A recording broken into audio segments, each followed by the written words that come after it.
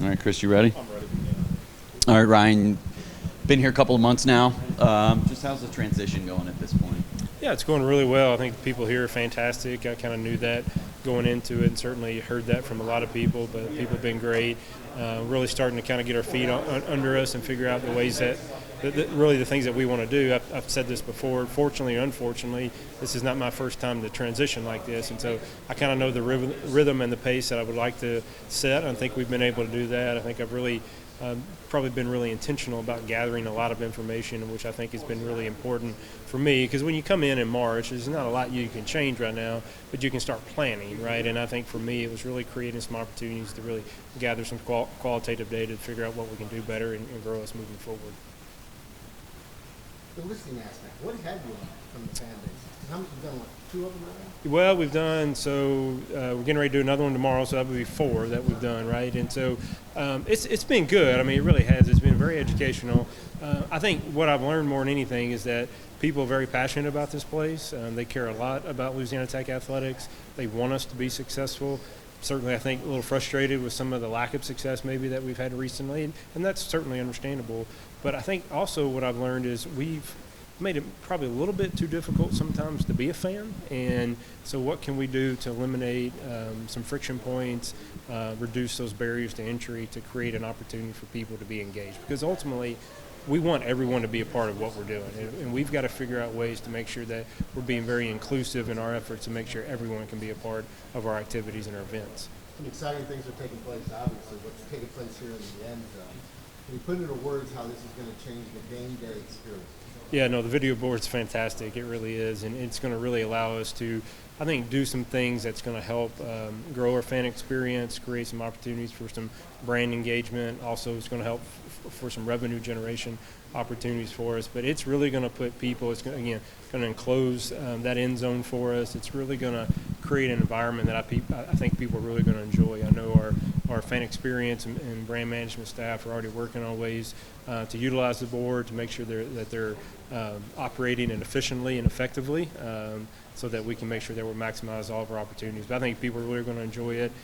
Again, the largest board in the state for us, and so it's going to be a lot of fun for us. What's that like when you drive into work? You can see that everybody. Yeah. Well, I didn't appreciate the gravity of how big it was going to be until the steel started going up, and then I saw it and thought, man, this thing is enormous.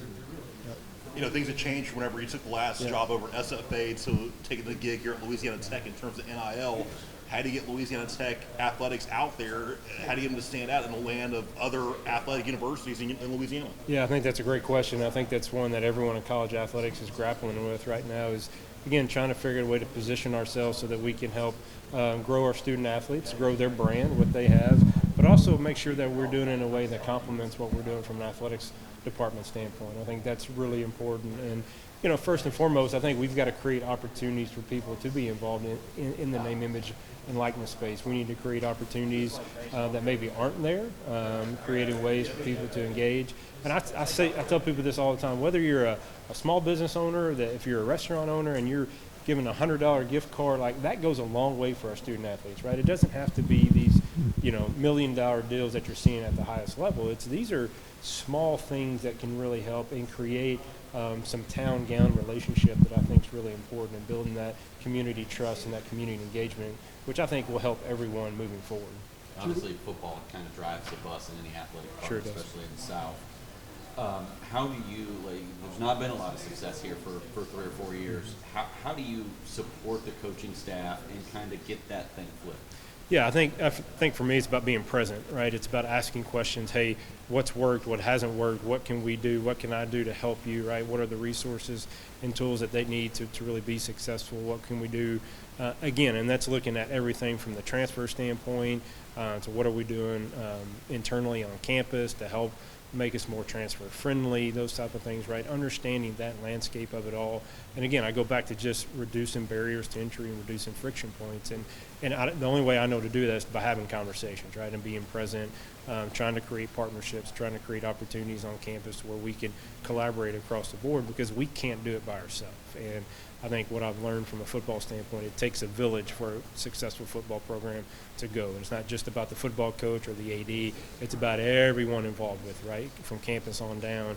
And so we got to make sure that we're doing our part to build relationships and create opportunities so that when we do need help, that we can reach out across that line and certainly have an opportunity to really get that assistance that we need. Finally, 2 weeks from now, we're going to be hosting the conference tournament. How big of an opportunity is this for the program, the university? There's all eyes on you guys. Yeah, I think it's fantastic, right? And I know from an institution standpoint, it gives us a chance to showcase the Love Shack, which is a phenomenal baseball facility.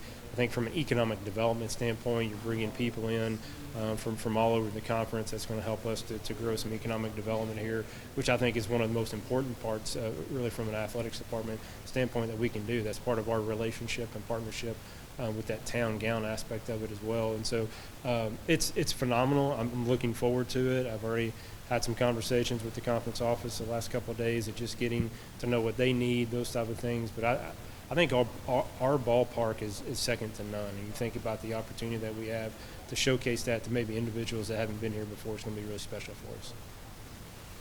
Awesome. You bet. Thank you, guys. Yep.